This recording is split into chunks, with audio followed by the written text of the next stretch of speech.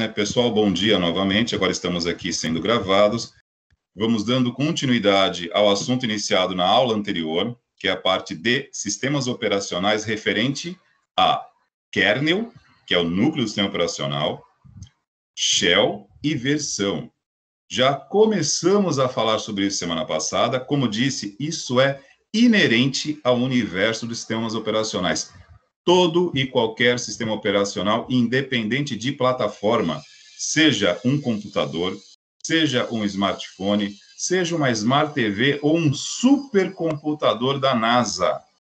Todos eles têm que ter um núcleo programado, tem que ter aí um shell e uma versão, perfeito?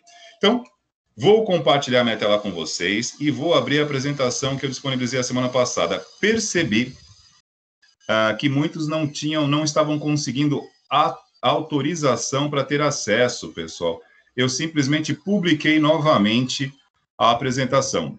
Só para explicar o que houve, eu não sei de fato por que acontece isso, tá? Eu crio algumas das nossas apresentações aqui usando o Google Docs, a apresentação eletrônica do Google, e ele te dá a possibilidade de publicar online.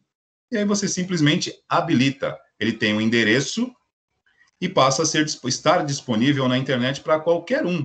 E em nenhum momento eu limitei acesso, tá? Porém, apareceu lá pedidos de vocês para conseguir visualizar, eu simplesmente republiquei. Então, acredito que vocês não tenham problema. Por via das dúvidas, se vocês voltarem ao canal da aula passada, né, com a data anterior e o tema do dia, na sequência da postagem, além do link referente à apresentação, eu disponibilizei uma versão em PDF. Caso venha a dar algum problema em relação à permissão de acesso, vocês também têm aqui à disposição de vocês uma versão em PDF deste material que eu estou utilizando. Perfeito? Porém, como eu sempre digo, não reúno aqui toda a fonte de informação do universo. Se vocês pesquisarem a respeito, vão encontrar muito conteúdo bom e ruim sobre kernel, núcleo e versão. Eu simplesmente sintetizo, dou uma resumida e disponibilizo o material para vocês. Não temos, né, na era da sociedade da informação, conteúdo não é o problema. O problema é separar conteúdo bom de conteúdo, digamos assim, não tão bom. Vamos lá. Compartilhando aqui a tela com vocês. Deixa eu só abrir novamente a minha apresentação aqui, que já estava aberta e eu acabei clicando equivocadamente e fechei, perdoe-me. Vamos lá.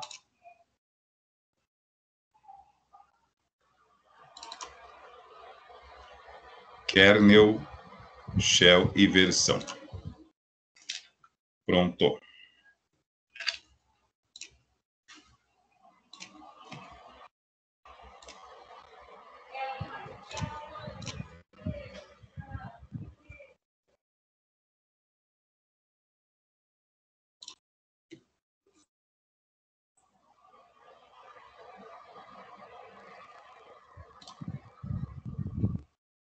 Pessoal, uma perguntinha aí. Vocês estão visualizando a apresentação? Sim. Sim, professor. Beleza. Perfeito. Bom, até aproveitando a deixa aqui, eu posso observar que tem, vamos lá, a Sabrina Pereira está conectada a este documento agora. Eu não sei se a Sabrina é desta sala ou se é da turma do primeiro do modular. Deixa eu dessa sala. É dessa sala? Ok, Sabrina, perfeito. Ó, isso aqui é uma forma da gente associar um assunto a outro, tá? Eu comentei com vocês na nossa aula de OSA que hoje, né? Hoje não, né? Há um bom tempo, a possibilidade de compartilhamento de documentos em plataformas de trabalho colaborativo é um advento que nos traz muitas possibilidades. Olha que legal. Então, estamos aqui compartilhando com vocês um conteúdo para a aula e eu tenho conectada neste momento a imagem aqui, o ícone da Sabrina, ou seja, eu disponibilizei o link, eu publiquei o documento, tá ok? O que é publicar o documento? Eu tornei, obviamente, público. Eu criei uma apresentação e aqui, pelo próprio Google Docs, ele permite que eu venha aqui em arquivo, publicar na web. e aí eu passo a ter um endereço eletrônico desta apresentação, que, repito, eu não sei por que ele bloqueou o acesso de vocês. Eu simplesmente publiquei novamente, e aí todos vocês que estiverem logando este documento pelo link que eu forneci na aula passada, que atualizei ao longo da semana, né, porque eu republiquei, vai aparecer aqui um ícone avisando quem está acessando nesse momento, tá? Se por acaso, né, não é, eu acredito que isso não vai acontecer. Quando nós publicamos um documento e nós tornamos, obviamente, público, o acesso e a permissão de vocês é para visualização, leitura. Vocês não conseguem ter acesso, ou pelo menos não deverão ter acesso, a esta parte que vocês visualizam agora, que é a parte de edição. Aqui eu posso modificar. Tá? Aqui eu posso, por exemplo, de um semestre para outro, caso eu queira dar uma implementada nesta apresentação, eu posso. Tudo bem?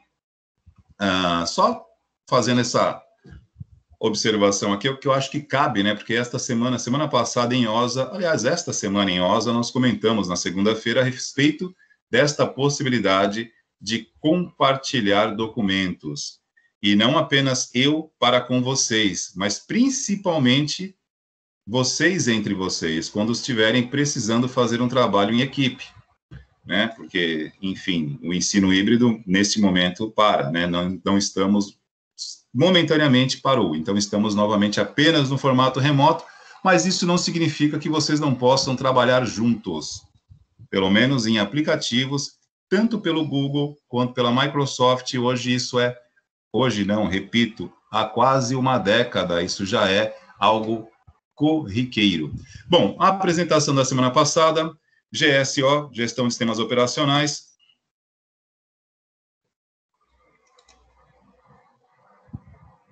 Coloquei aqui, isso nós já vimos. Aqui temos uma ilustração que mostra uma imagem simbolizando as camadas de um sistema operacional. Tudo isso aqui, gente, é numa questão de abstração. Isso não é físico, não é real, tá? O sistema operacional não é como uma bolacha wafer, que você tem literalmente, fisicamente, camadas entre wafer e recheio.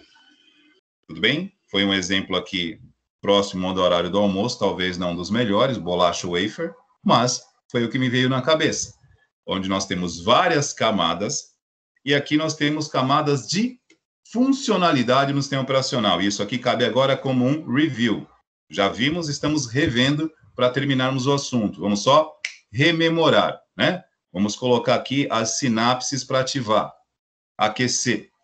Então, no nível mais inferior, não em termos de importância, mas em termos de localização, na parte mais baixa, eu tenho os equipamentos, componentes eletrônicos que fazem a máquina funcionar. Processador, CPU, unidade de memória e outros dispositivos. Quais? Qualquer um.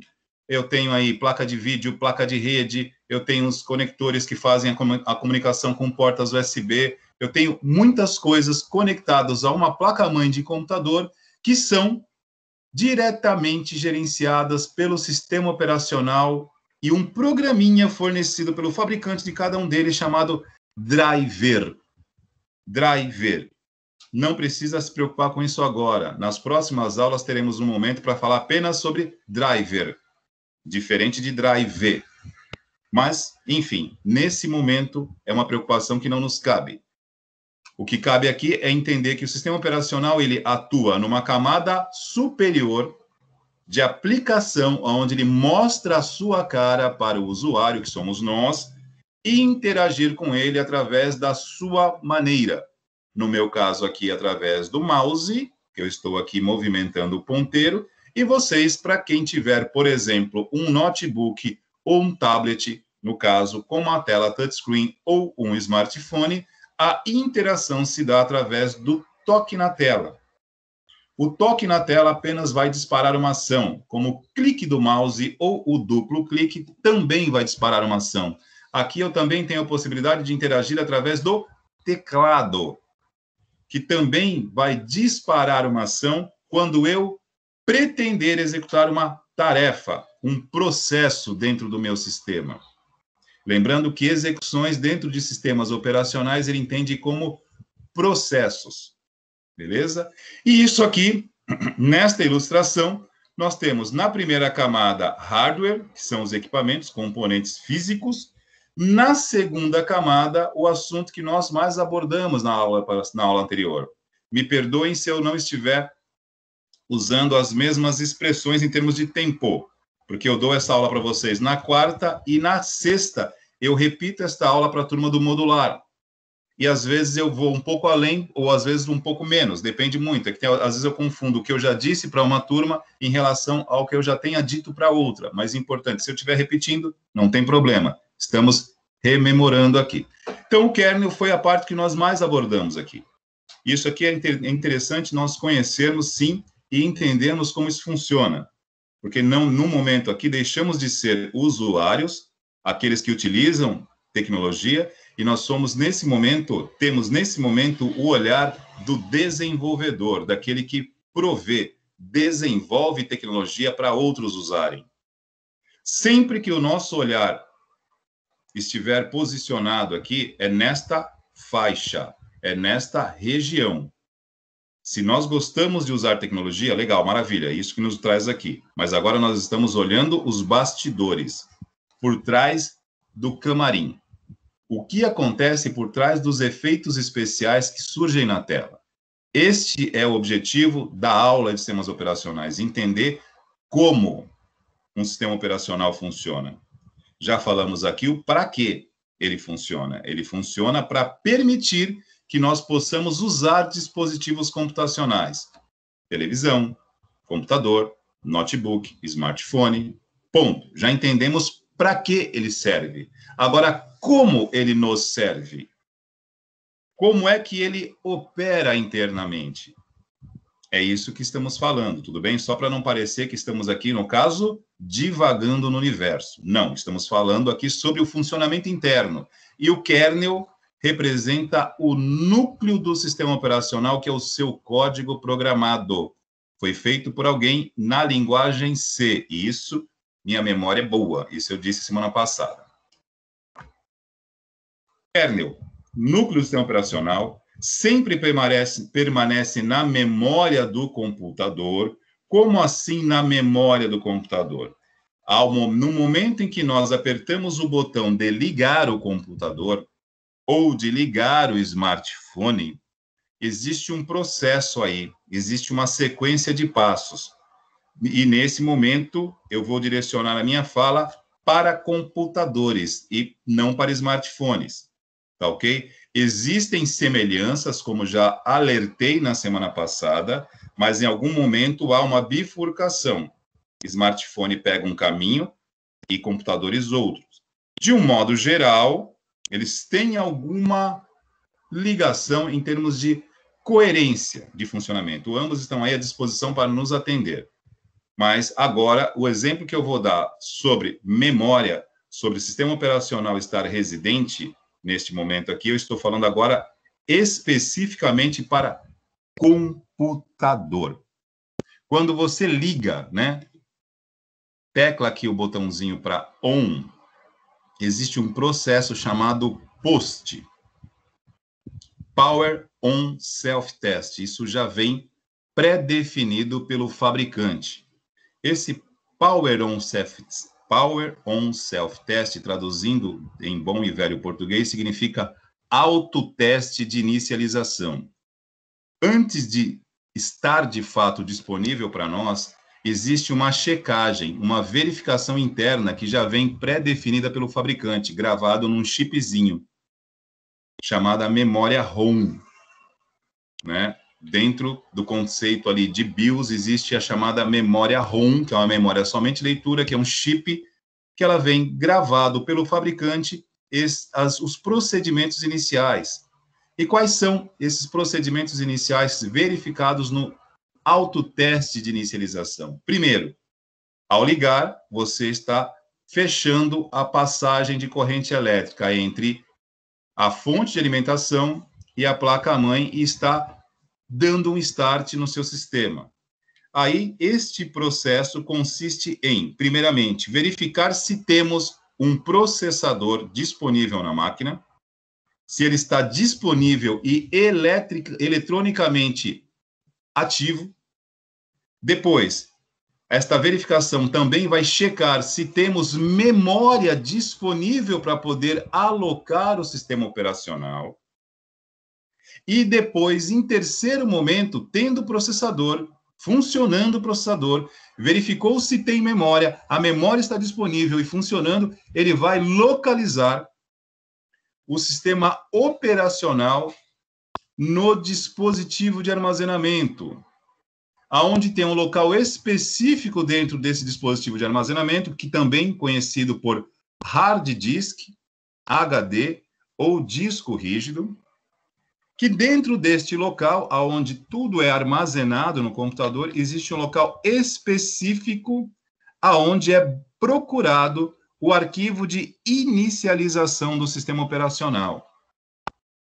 Nós vamos falar sobre isso com mais propriedade mais à frente, porque eu estou pulando etapas para poder me fazer entender. Mas para quem já pesquisou algo a respeito, já percebeu que eu pulei algumas etapas aqui para simplificar o processo e tornar isso aqui um pouquinho mais compreensível. Senão eu vou entrar em detalhes técnicos agora, que vai faltar argumento, subsídio para que vocês entendam, mas vamos falar vamos falar mais sobre isso à frente, de como é que isso acontece também. Então, ele localiza o sistema operacional no disco rígido. Se ele estiver realmente instalado e o arquivo de inicialização estiver funcionando, ele é disparado e naquele momento ele é alocado na memória. O que é alocado na memória? Ele é colocado na memória RAM para que esteja disponível para o usuário. Reparem que a memória RAM já foi verificada antes. E não é só se ela está disponível, tá? É se ela está disponível, ativa, né, funcionando em bom estado, e se ela está na quantidade suficiente. Porque se eu tenho um sistema operacional que precisa, por exemplo, de 1 GB de memória RAM, e eu tenho apenas 500 megas, na hora que ele for carregar o sistema operacional, ele não consegue, a máquina para. Deve existir uma compatibilidade, correto? Mas, enfim, verificou se o sistema operacional está residente, aloca na memória, ou seja, deposita ali na memória RAM e disponibiliza para uso. Esse processo é o que nós conhecemos por processo de boot, que é quando eu ligo o computador. Boot, que do inglês significa dar a partida. É que existe uma confusão aí entre boot, né, em tradução literal de botina, né, de uma bota, que também, né, isso é uma tradução funcional, que lá eles também costumam se referir a dar o pé, né, dar um boot, ou dar a partida. Não é para dar uma bica, um pontapé no computador. O boot aí significa inicializar, dar o, entre aspas, o pontapé inicial. É nesse sentido, mas não é para dar um chute no computador. O processo de boot é o processo de ligar o computador. Dentro deste processo de ligar o computador, existem subprocessos.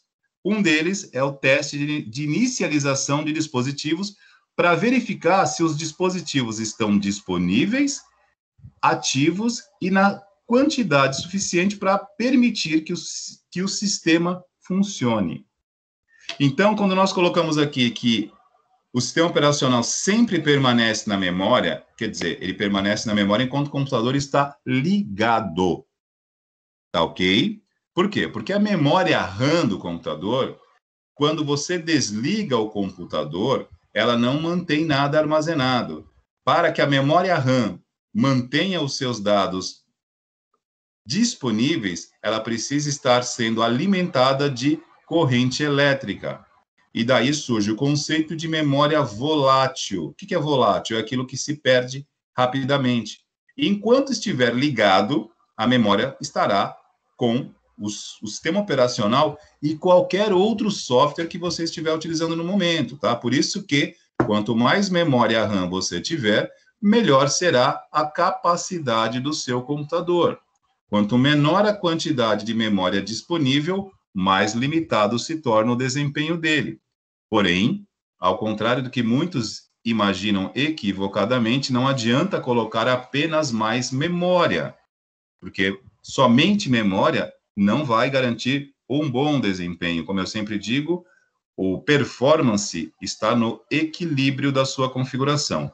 Uma boa quantidade de memória, uma boa capacidade de processamento, ok? Somente um ou outro, em algum momento, este desequilíbrio fará falta. Depois, outra questão do kernel, contém o código de baixo nível, que eu acho que isso aqui gerou algumas dúvidas semana passada. A baixo nível são linguagens de programação ou códigos de programa que são desenvolvidos em linguagem próxima daquilo que a arquitetura interna de um dispositivo reconhece, que são linguagens binárias, que usam apenas dígitos binários, zeros e uns, ou códigos em hexadecimal. Esse tipo de programação é conhecido por linguagem de máquina ou linguagem de baixo nível, que, como eu alertei na semana passada, não é chamada de baixo nível porque usa expressões de baixo calão ou termos chulos, não é isso. Baixo nível, dentro de programação digital, de programação de sistemas, refere-se a linguagens computacionais que operam próxima do nível eletrônico, porque peças, componentes eletrônicos não falam inglês, eles só conhecem eletricidade presente e eletricidade ausente. Estado 1 significa que tem corrente, estado 0 significa que não tem corrente. Exemplifiquei na semana passada o interruptor na parede. Se você apertar para ligar, acende a luz. Se você teclar novamente, apaga a luz. Quando você acende, você fechou a passagem de corrente. Quando você apaga, você interrompeu a passagem de corrente. Um componente eletrônico só funciona desta maneira. E para você se comunicar com ele, tem que ser desta forma. Porém, existem as linguagens de alto nível. As linguagens de alto nível utilizam, geralmente, termos em inglês, mas que elas, para elas serem entendidas pela arquitetura de máquina, elas são traduzidas para o computador, para os componentes. Esse processo de tradução de uma linguagem de alto nível, que é desenvolvida em inglês, para o nível mais baixo da arquitetura eletrônica, é chamado de compilação. Compiladores traduzem linguagem de alto nível, que é a linguagem que nós utilizamos para programar, geralmente com termos correspondentes em inglês. Eles traduzem, né? A compilação é o processo de conversão da linguagem de alto nível para códigos binários e ou hexadecimais.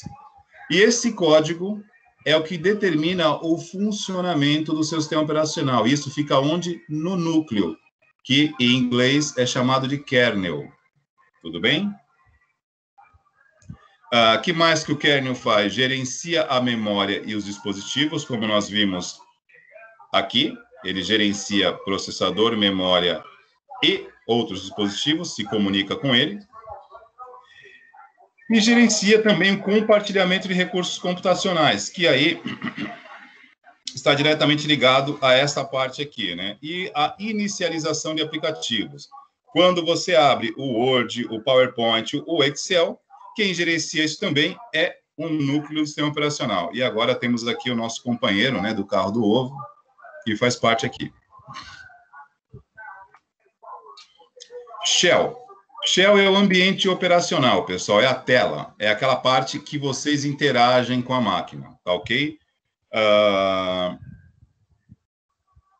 Ele pode ser substituído a cada execução de um programa, porque cada vez que você abre um programa novo, você tem uma apresentação na tela de uma forma diferente, tá? E aí, você tem o controle deste programa através desta tela, desta interface que é o Shell, tá?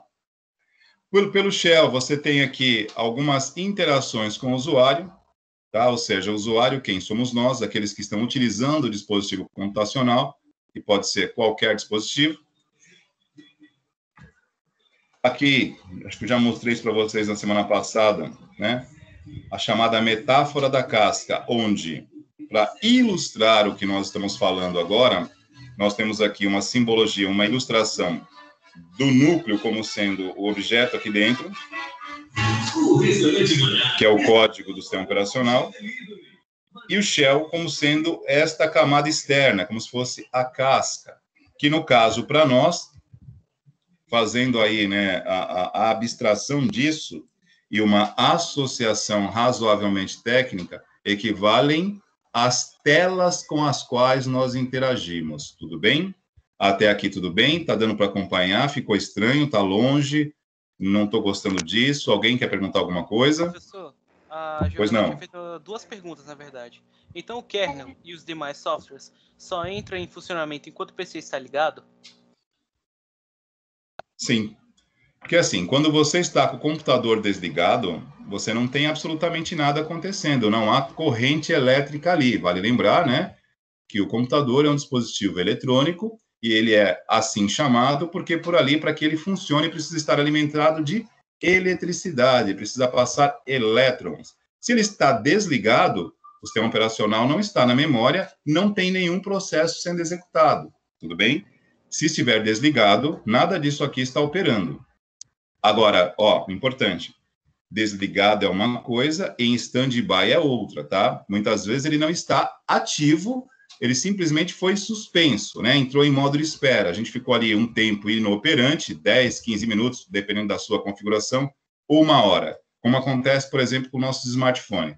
Dependendo da configuração, sei lá, você ficar 1 minuto e meio, 2, sem fazer nada nele, a tela escurece e ele entra em modo stand-by. O que significa este modo stand-by? Ele entra em modo de espera.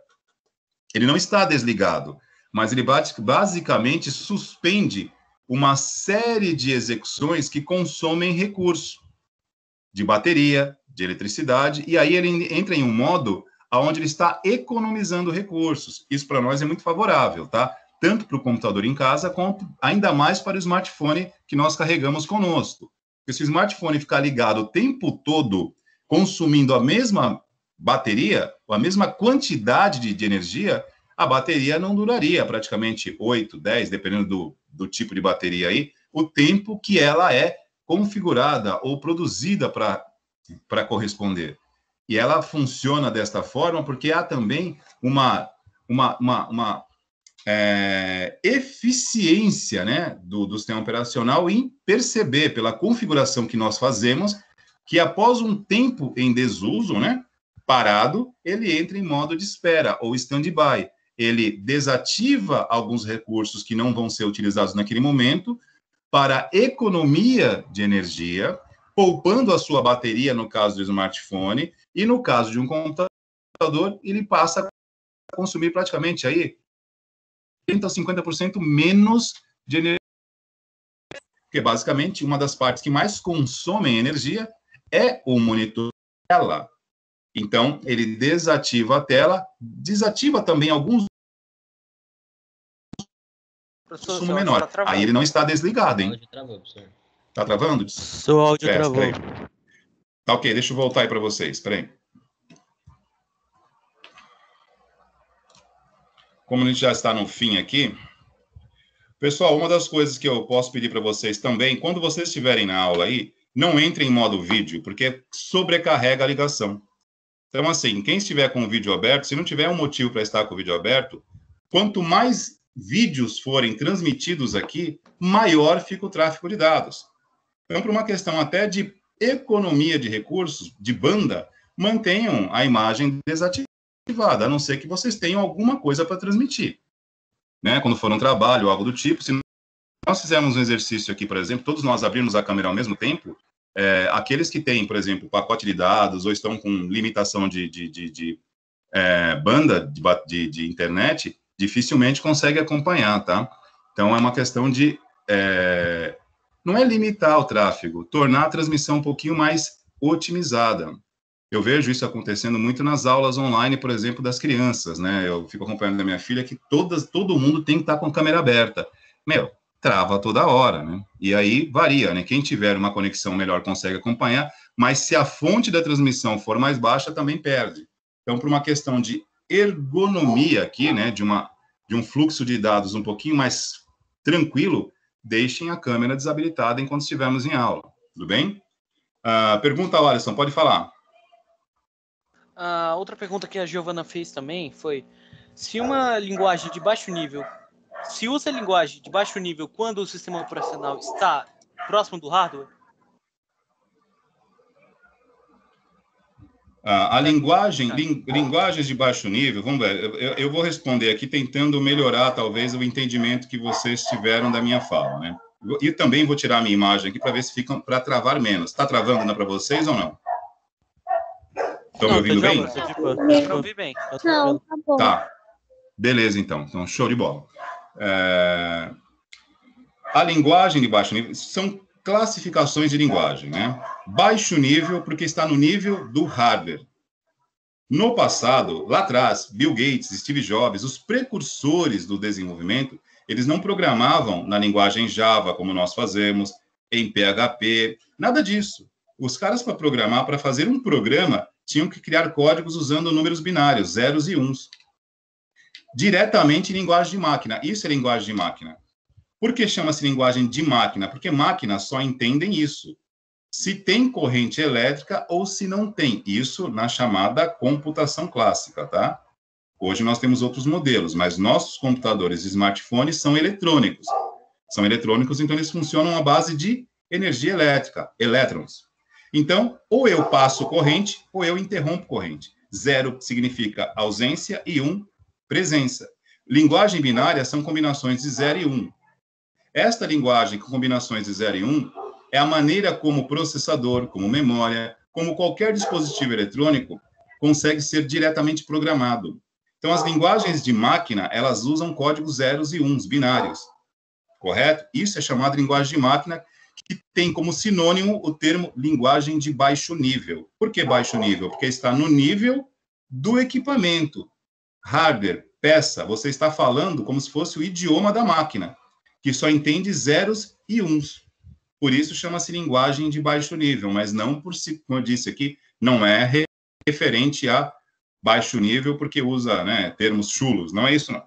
Baixo nível porque está no nível da arquitetura do equipamento e só entende zeros e uns. É altamente complexo programar nesse tipo de linguagem, tá ok? Um exemplo de linguagem de baixo nível é a linguagem de programação Assembler. Quem aqui prosseguir na área, né, e resolver fazer no futuro ou engenharia da computação ou ciências da computação, vai aprender Assembler. Vocês vão lembrar dessa aula aqui. É uma linguagem bastante complexa porque o ambiente de programação que vocês já conhecem hoje está muito distante disso.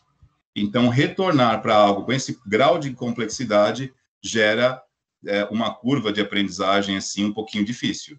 Não é fácil, mas para quem prosseguir na área e, né, escolher fazer uma graduação na área de ciência da computação ou engenharia da computação, vocês vão voltar a ouvir falar de Assembler. Não sei se melhorei a explicação aqui sobre linguagem de baixo nível. Melhorou um pouquinho? Deu para esclarecer um pouco melhor? Melhorou. Professor? Pois não. Tem algum exemplo de linguagem de baixo nível que a gente pode, por exemplo, ver o que a gente usa regularmente? Ou só, tipo, como que funciona? Tipo, como que a gente vê essa linguagem? Como que a gente é impactado por ela, né? Isso que eu queria dizer. Sim, a linguagem, uma linguagem de programação, você não vê a linguagem de programação, né? Você utiliza o resultado dela. Por exemplo, nós estamos utilizando aqui o Microsoft Teams. O Microsoft Teams é uma aplicação, é um aplicativo que foi desenvolvido em uma linguagem.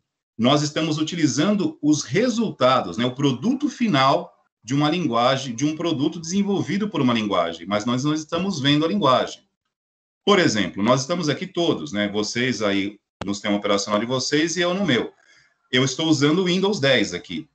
Eu estou usando o shell, a tela, os recursos do Windows 10, mas eu não posso ver agora o kernel do Windows 10. Não está disponível para mim. Quando vocês criarem um programa, por exemplo, vamos lá, vocês têm a aula de lógica de programação, acho que a professora Eulaliane, se me falha a memória, é o professor Rafael. Vocês vão começar a criar os primeiros algoritmos, acho que nessas semanas seguintes aí. E terá uma disciplina que vai mexer com linguagem. Não sei se é linguagem C, ou se vocês já começam por Java. Aí sim, quando você cria um programa, você, como desenvolvedor, consegue visualizar o que você está fazendo. Quando você disponibiliza o programa pronto, as pessoas vão utilizar o programa, mas não verão o código por trás dela. O que você pode conseguir, por exemplo, e vocês vão utilizar isso nas aulas, são editores de código. Se vocês forem programar em linguagem C, provavelmente o professor em questão vai utilizar um editor. E aí vocês conseguem visualizar o código que vocês estão desenvolvendo. Eu não posso, não é permitido, tá? Por exemplo, mesmo que eu queira acessar aqui o código-fonte do Windows, ele não libera isso. Isso aí é a receita do bolo, ele não vai falar para ninguém como isso foi feito, porque ele é um software código fechado. Tá ok? Programação comercial, você não disponibiliza código quando você desenvolve uma solução, tá? Dentro do aspecto de sistemas operacionais, nós temos, por exemplo, o Linux, que é um sistema operacional com código-fonte aberto. O que é um sistema operacional com código-fonte aberto? É uma cultura de desenvolvimento que também trabalha com a colaboração de muitas pessoas pelo mundo afora, né, seguindo regras, né, pré-definidas por um consórcio, aonde você tem acesso ao código-fonte de um programa, podendo acessar, manipular e modificar. Isso é uma cultura chamada cultura do software livre. Aqui, no nosso momento agora, com o Windows, ou até mesmo com o Android, o código do Android não está disponível para vocês modificarem.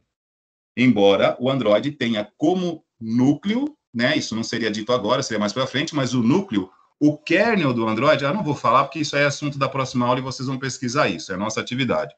Não vou, eu ia falar aqui, eu já ia estragar toda a aula aqui, porque depois do intervalo eu vou deixar vocês com uma atividade, e um dos objetivos da atividade é descobrir, verificar o kernel do Android, para quem tem celular. Se eu falar aqui, acabou, tá? Mas, enfim, eu não sei se eu consegui ser claro. Você não consegue acessar, por um editor de código, o programa-fonte de uma aplicação que você estiver utilizando, a não ser que ele tenha sido disponibilizado por quem desenvolveu.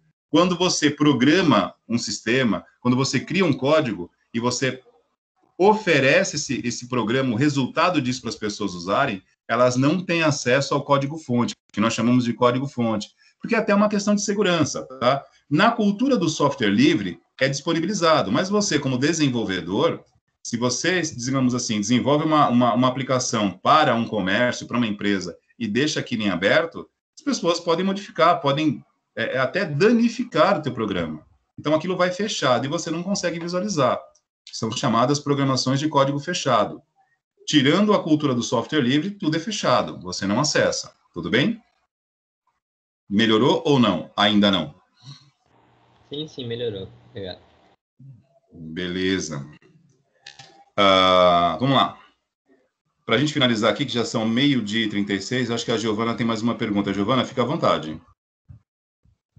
Isso, professor, no kernel tem um ponto que fala que ele gerencia o compartilhamento de recursos computacionais. E ele faz isso por meio do código binário, né? Dos zeros e um, do liberamento e desligamento da energia. Basicamente por aí, né? Esse gerenciamento de recursos, deixa eu voltar lá rapidinho para a gente encerrar isso aqui.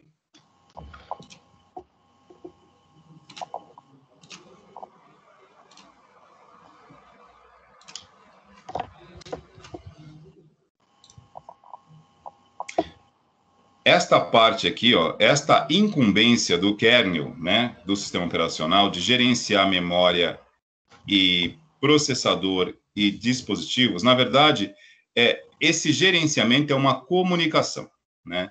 Esta comunicação, ela vai acontecer, sim, utilizando códigos binários, zeros e uns, tá? Mas, assim, uma coisa importante, né? A maneira como isso ocorre, é legal a gente saber que é feita através, porque, assim, é uma comunicação entre dispositivos internos. E o que ele precisa comunicar aqui? Por exemplo, quando eu, por exemplo, aqui, ó, pedir para compartilhar a tela, já disse semana passada, vou tentar repetir novamente aqui. Eu compartilhando a tela, eu dei uma solicitação para o aplicativo, aqui no caso, o Teams. O meu sistema operacional está se comunicando com o Google Chrome. O sistema operacional está gerenciando memória para disponibilizar ela para o Google Chrome, que é o meu navegador de internet. Quando eu acesso o Microsoft Teams e carrego os módulos do Teams, ele tem ali um acúmulo de uso de memória um pouco maior. Aí o meu sistema operacional aqui, através do kernel, disponibiliza mais memória, tá? E aí nós estamos conversando aqui numa aula. Ele vai pedir autorização para o meu dispositivo de áudio, para que esse dispositivo de áudio, através do meu sistema operacional, entre em contato com uma aplicação chamada Teams e vai intermediar a minha saída de áudio. Aí, nesse momento, por exemplo, no meio da nossa conexão, que estamos trabalhando remotamente, por exemplo, o jovem colega abre a sua câmera. Há uma sobrecarga no tamanho da banda sendo utilizada, ou seja, fica mais pesado o volume da comunicação das partes.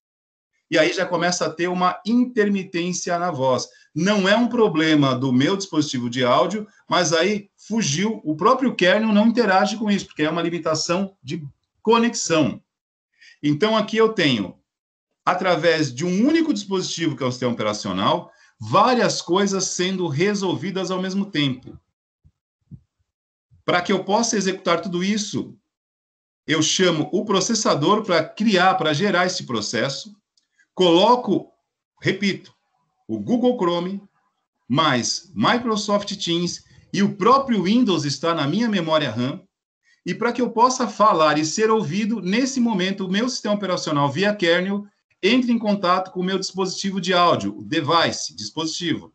O sistema operacional conversa com o dispositivo de áudio e, através de uma autorização no Teams, porque eu posso habilitar e desabilitar o microfone e posso habilitar e desabilitar a minha câmera. Tudo isso é um comando de um clique. Um clique, no meu caso aqui, ou um toque de vocês na tela. Mas esse toque dispara tudo isso.